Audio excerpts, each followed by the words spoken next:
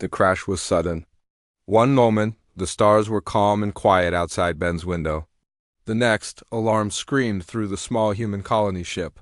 Sparks flew across the control panels, and the ship shook like it had hit a wall of thunder. Ben grabbed the emergency harness just before the ship broke through the clouds of an unknown moon. The landing wasn't soft. The front side hit the ground first, breaking off. Ben was lucky his section bounced, rolled, and slid into a rocky field. Metal groaned and bent. Everything inside was upside down. Then it stopped. For a few seconds, everything was silent. Ben blinked. Pain ran through his back and neck, but he was alive. Slowly he unbuckled and fell to the side, landing hard. He pushed himself up, coughing in the dusty air. The screen on his wrist showed oxygen levels barely breathable, but he could survive for now. Great, he muttered. Lost, alone, and probably no signal. He checked for other survivors, but his half of the ship was empty. The radio didn't work. Fuel was leaking. Supplies were low.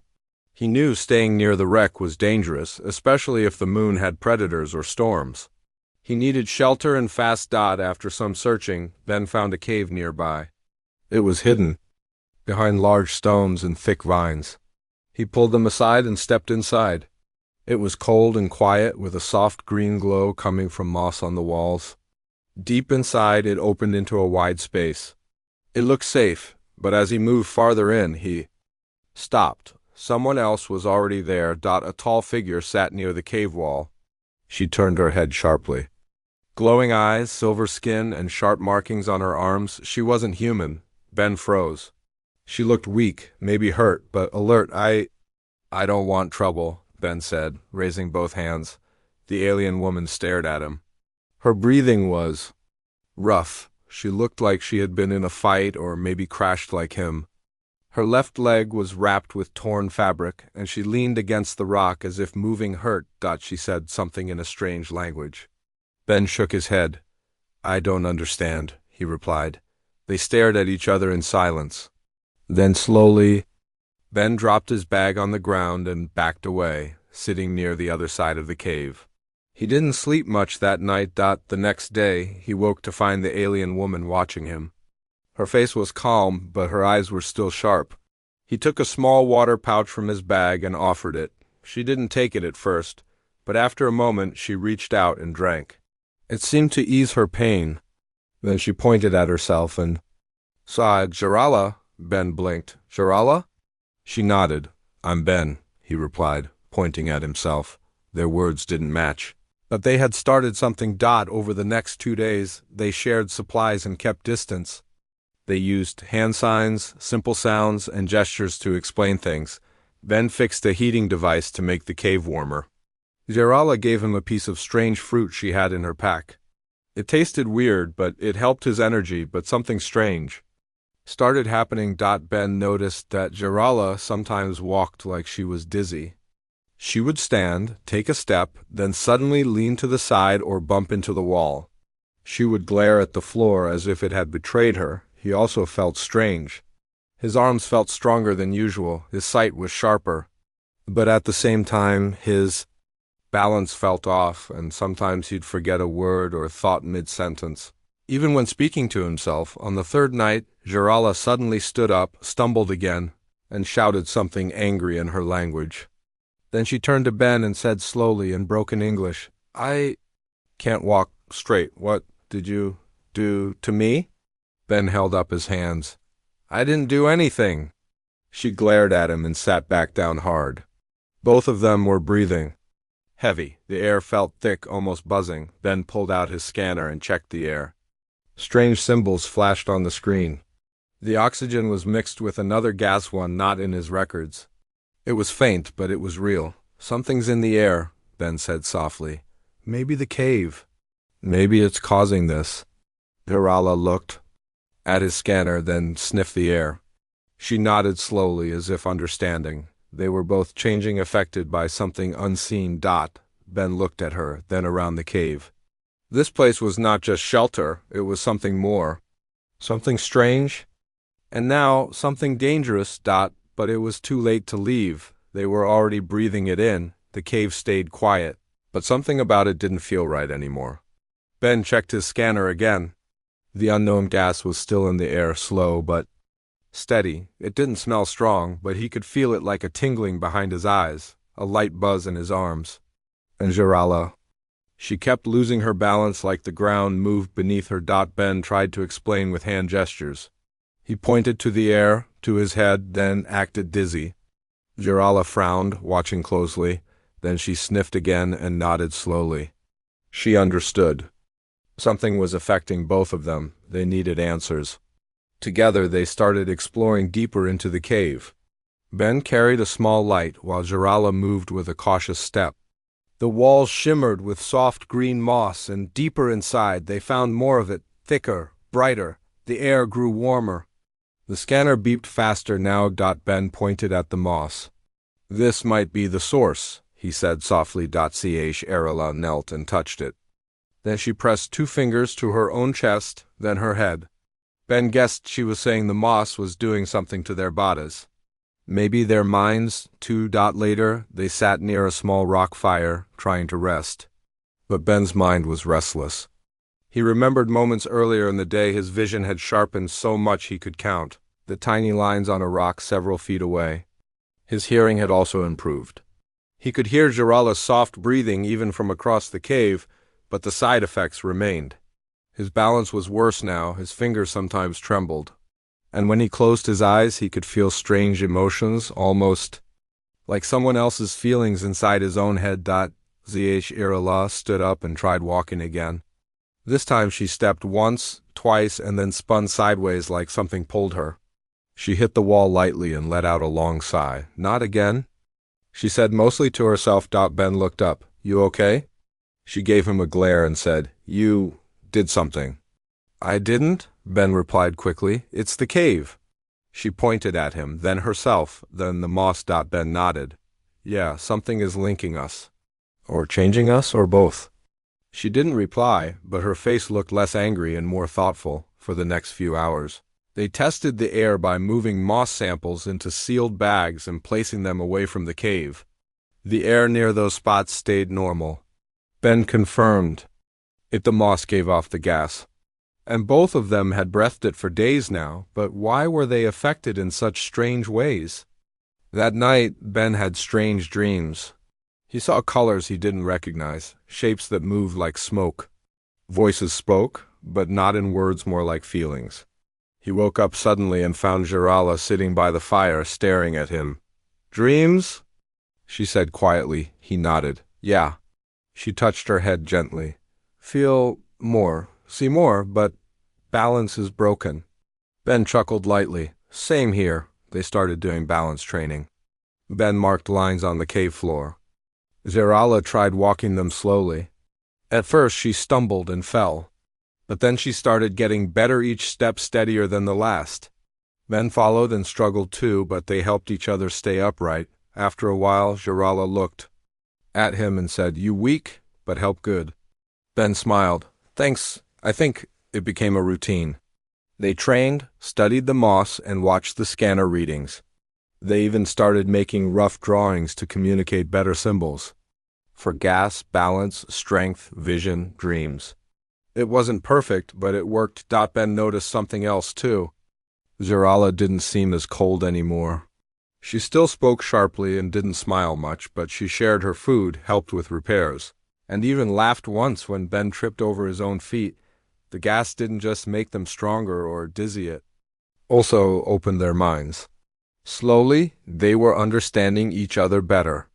Not just with signs or words, but through expressions, small movements, quiet moments. Still, the cave was not safe forever. The scanner showed movement deeper underground. Large shapes, slow and heavy, were waking.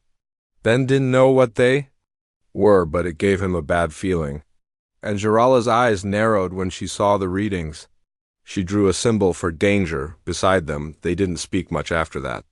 Both knew something was coming, but the most surprising part wasn't the gas or the creatures. It was how they were changing.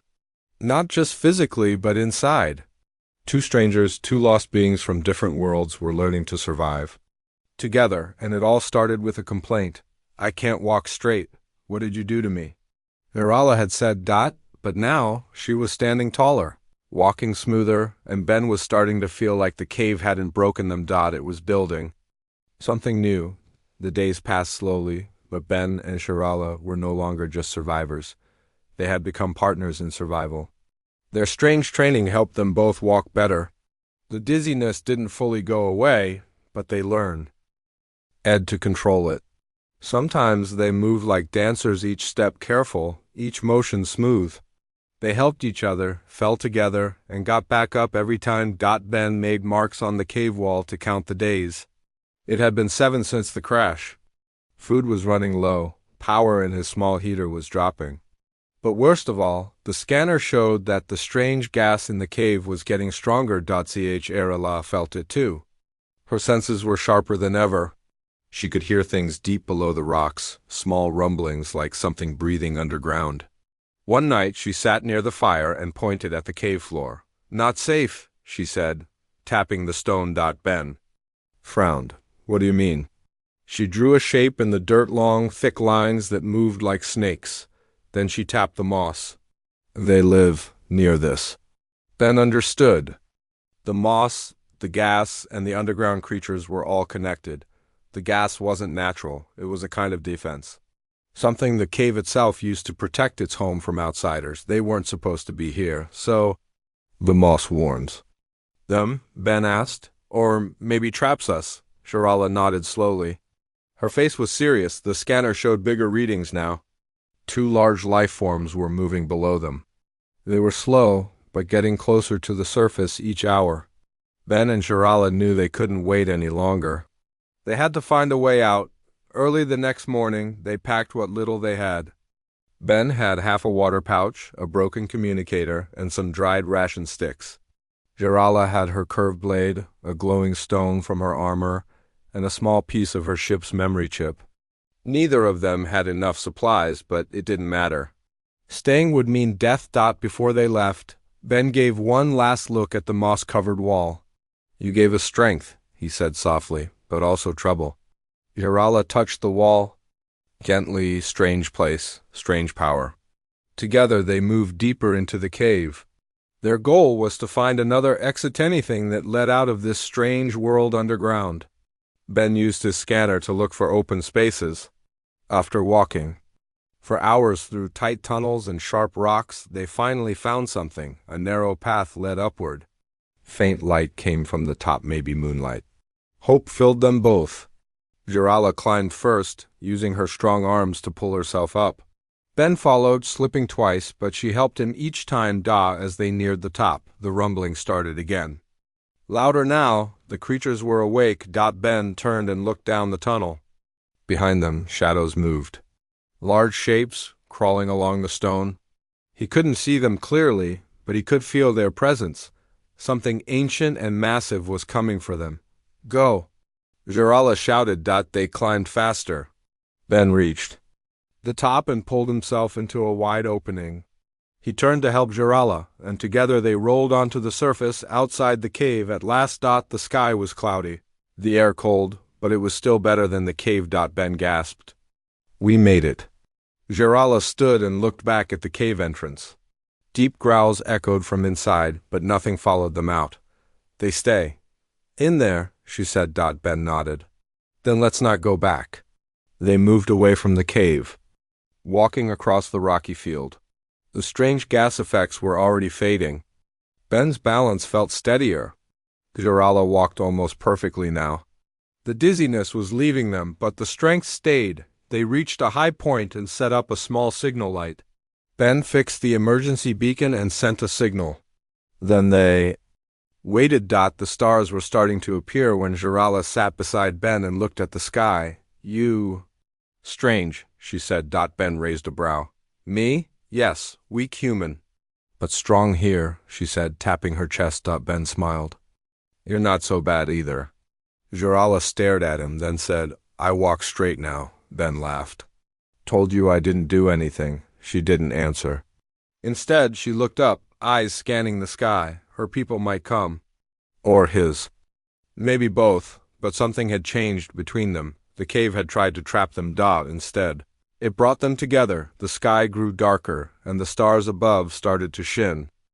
It clearly. Ben sat quietly beside the signal light, hoping someone would answer the distress call soon. Jarala sat a few steps away, sharpening her blade on a flat stone. Even in the quiet, her eyes kept scanning the horizon. Both of them knew. The cave might not have been the last danger on this moon. Ben checked the beacon again. The power was low, but the signal was still blinking. I hope someone's listening, he said softly. Jarala tilted her head. Your people, they come? Maybe, Ben said. If they got the message, Jarala nodded. Mine might come too. If I still matter, Ben looked at her. You're a warrior, right? They'll want you back. She didn't answer right away. Instead, she looked down at her leg, where the injury had almost healed now. I was important now. Maybe not. Ben didn't know what to say. Jarala wasn't. Just strong. She was proud. But something had changed since the cave. She didn't talk like a soldier anymore. She talked like someone who had seen too much and felt more than she wanted to admit. A cold wind passed over the rocks. Both of them looked up at the same time. A sound echoed through the sky, low, distant but not natural. Something was approaching. Ben stood. Do you hear that? Jarala rose to her feet, gripping her blade. Ship. They moved to a higher spot and saw lights in the sky. Two different colors, one blue, one red, moving fast toward the moon's surface. Ben's heart pounded. That's a human ship. And that red glow, yours? Jarala's eyes narrowed. Yes. Both come. Within minutes, the ships entered the atmosphere. Both landed far apart from each other on opposite sides of the valley. Spotlights flashed. Small scout drones spread out, searching. Ben turned to Jarala. What do we do now? She looked at both ships, then at Ben. They want us back. But I don't want to go alone, Ben blinked. You mean? You and me, we survive together, she said. We change. In that cave something happened, Ben nodded slowly. Yeah. We didn't just escape. We became stronger. But then, from the human ship, voices called out on the radio. Ben's wrist communicator buzzed. A familiar voice came through. Survivor located. Remain where you are. We are coming. Jarala's own wrist lit up with alien symbols. Her people were calling too. They looked at each other. The moment had come. Their people were here. But going back meant separating, returning to the old ways. Different rules, different worlds. Ben looked down. I don't know if they'll understand. Jarala touched his shoulder. Then we make them understand. As the teams from both sides arrived, weapons were raised. The human soldiers pointed at Jarala. The alien scouts aimed at Ben. Stand down. One of the human officers shouted, Move away from the alien! Ben stepped in front of Jarala. She saved my life. At the same time, an alien commander growled at Jarala in their language, demanding she step away from the human. Jarala did not move. Instead, she said, This human saved me. The air grew tense. Ben raised his voice. We both were trapped. The cave changed us. If you pull us apart now, you'll destroy something good. Both teams looked confused. Orders came through their radios. But the two survivors stood firm together. Jarala took a step forward. We request ... stay together, study cave. Help both sides, Ben nodded. Ambassadors for peace. There was silence. Then the human officer slowly lowered his weapon.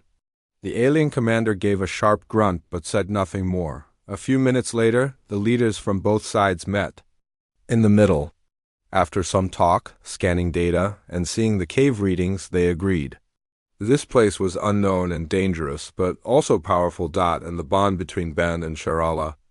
It was rare. Both were granted special status, temporary scientists and observers.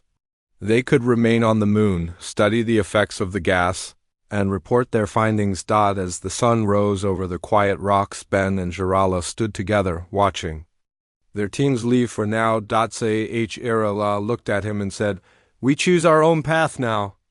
Ben smiled, and we walk straight. She gave a small laugh. Thanks to you, human. The quiet of the moon returned after both rescue teams left. Ben and Gerala stood on the high rock hill, looking down at the strange cave that had once trapped them. Now it was a research site marked with warning signs in both human and alien languages. No one was allowed near it except Ben and HFY. They had become something rare, two survivors chosen to study a place that had changed them.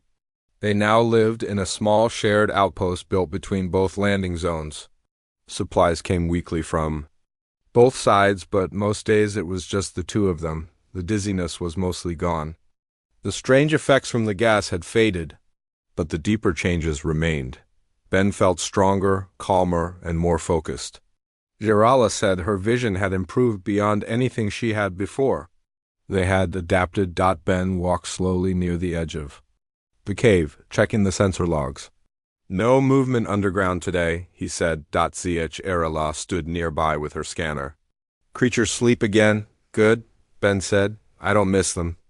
Gerala gave a small nod and looked up at the sky. You think our people will let us stay long? Ben sighed. I don't know. Maybe they expect us to find something or fail.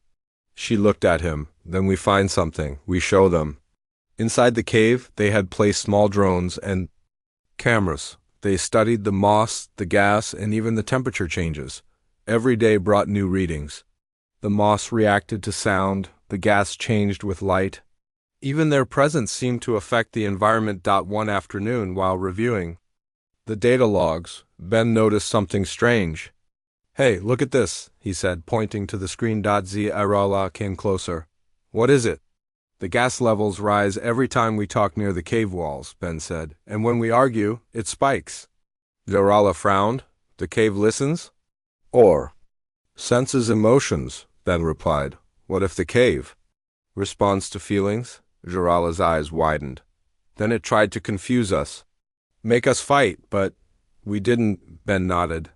We connected instead, and that made us stronger. Zirala leaned closer to the screen. So the cave teaches? Maybe it's a test, Ben said, for anyone who enters. They started new experiments. They recorded their moods, their thoughts, even the tone of their voice while near the cave. The results were clear. The moss grew brighter when they laughed. The gas reduced when they spoke calmly.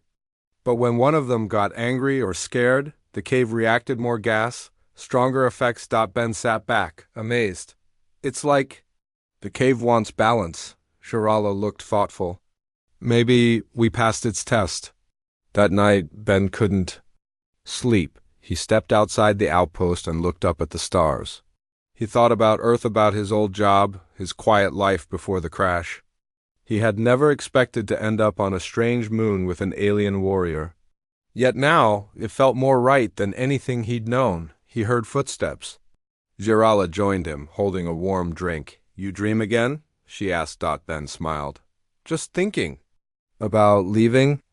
He shook his head. About staying. Gerala looked at him.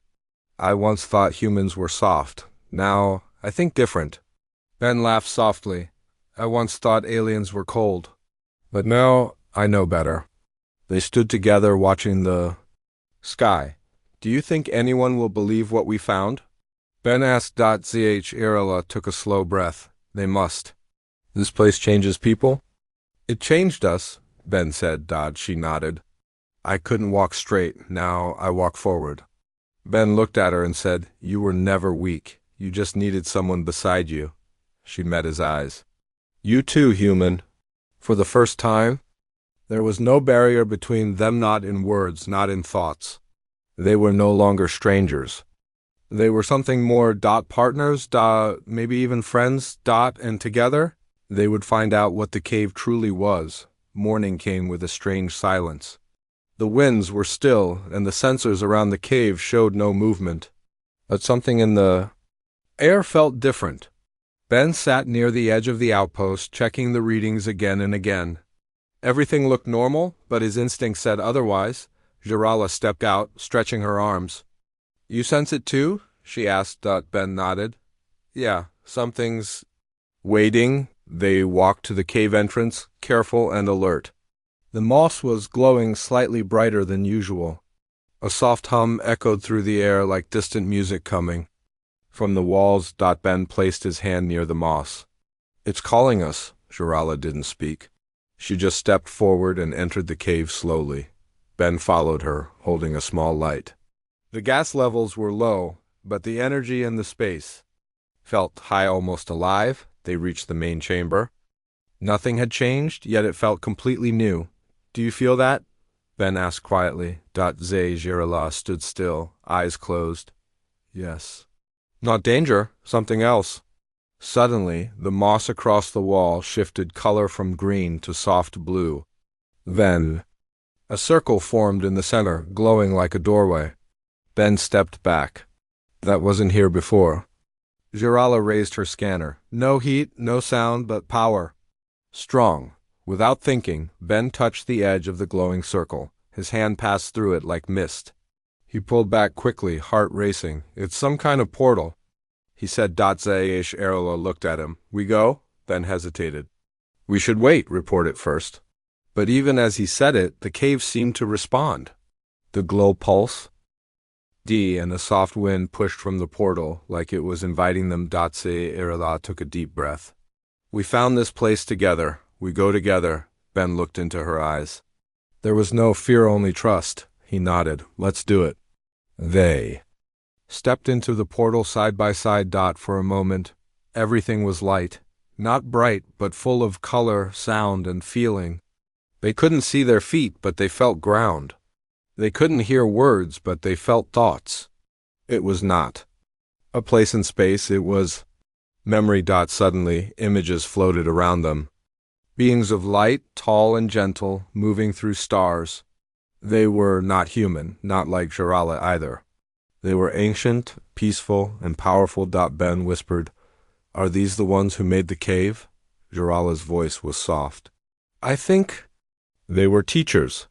The images showed the beings creating the cave, planting the moss, shaping the gas. They made this place to test other life, to help them grow, to see who was ready to understand more. Ben watched as other species tried. The cave. Some failed, some fought each other and ran. Others turned cold or selfish. But in one scene, two different beings, just like him and Jarala, stood together. They passed the test. They left stronger, kinder, and united. We were chosen. Jarala said. Ben nodded slowly, not by accident. The vision changed again. Now it showed Earth, Jarala's homeworld, and others. They were glowing, but also flickering like candles in wind. Conflict, fear, pride, these things made their lights unstable, but the image of Ben and Jarala burned steady. This place, it wants to heal us, Ben whispered, and through us, heal others. A warm light surrounded them. Their bodies felt light, but their minds clear. The portal was not just a door, it was a message. Learn, it said, not in sound but in feeling. Share, grow. Then the vision faded. The light dimmed, and they were standing again in the main cave.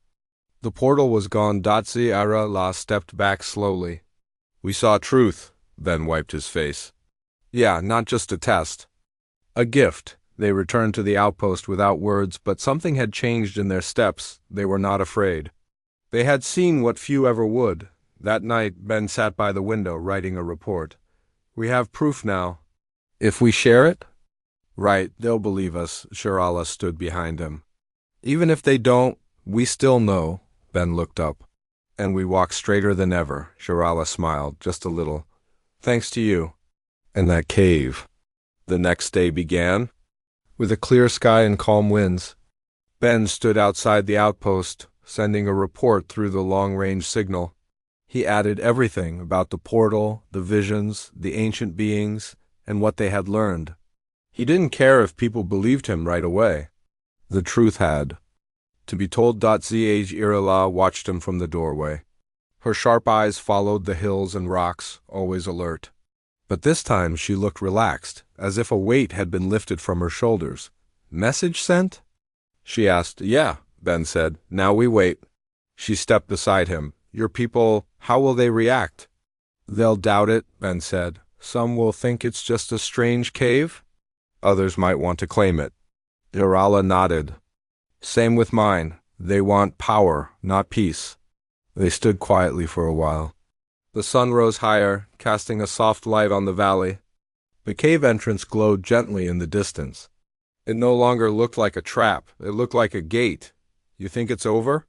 Ben asked. No, Jarala replied. It's beginning. 2 days later, a human ship landed near their outpost. Not a rescue craft, but a science vessel. Scientists in white suits stepped out, carrying scanners and tools. They were serious, quiet, and moved with careful steps. Hours later, another ship came down on the other side, a small alien research team from Jarala's people. Their eyes showed suspicion, but their voices remained calm. They were here to observe. Ben and Jarala welcomed both teams, gave them the data, and shared their findings. The portal did not return, but the moss still reacted to sound and mood. The gas changed its pattern each day, and the cave still hummed like it was listening. At first, the two research groups stayed far apart. They didn't speak to each other. They took notes, scanned rocks, and ignored one another's presence, but Jarala watched this in silence, her arms crossed. Ben saw her growing tense. They're missing the point, she said one evening. Yeah, Ben agreed. We stood in that light together, there standing alone. Jarala turned to him. Then we remind them. The next morning, Ben and Jarala stood in the center of the cave chamber. The researchers gathered around, watching closely. Ben took a breath and spoke. This place is not just about data. It's about what we learned. Jarala stepped beside him. It showed us balance, unity, and change. Some of the humans looked confused. A few aliens narrowed their eyes. Ben pointed to the cave walls. You scan the moss, but have you tried listening to it, feeling what it wants to show? A young scientist raised a hand. With respect, this isn't how science works, Jarala answered calmly. Neither is this cave. They began a test. Ben and Jarala stood together, hands near the moss, speaking calmly, kindly. The moss glowed softly. The gas level stayed low. The air warmed gently. Then they moved apart, spoke with cold voices, raised their tones. The moss flickered. Gas levels increased. Some researchers stepped back, shocked. Emotions, Ben said. This place responds to more than just tools. It teaches through feeling, Jarala added, not just logic. Slowly, both research teams began working closer. They asked questions. They recorded what Ben and Jarala had felt in the portal. One by one, they began to understand. After many days, the area near the cave became a peaceful camp where humans and aliens worked side by side. There were no weapons, only questions. Only learning. One night, under the soft light of the moon, Jarala sat near the fire, sharpening her blade. Ben sat across from her, drawing a map of the cave's deeper layers. Jarala looked up. Do you remember my words that first day? Ben smiled. You said you couldn't walk straight. She gave a small laugh. Yes, and I blamed you. Ben chuckled. You almost cut me in half. But I was scared, she said softly, and angry, not at you, at myself. Ben looked at her. Why? Jarala paused, then said, Because I didn't want to need anyone. There was silence between them. Then Ben replied, I didn't know how to help anyone. Until you. She looked at him, eyes steady. We helped each other, he nodded. We walked through the storm and came out stronger. She stood up and offered him her hand. Come, we walk again. Ben took her hand and stood. They walked side by side into the moonlight, past the cave, past the doubts, past the memories. This time, both walked straight, and together.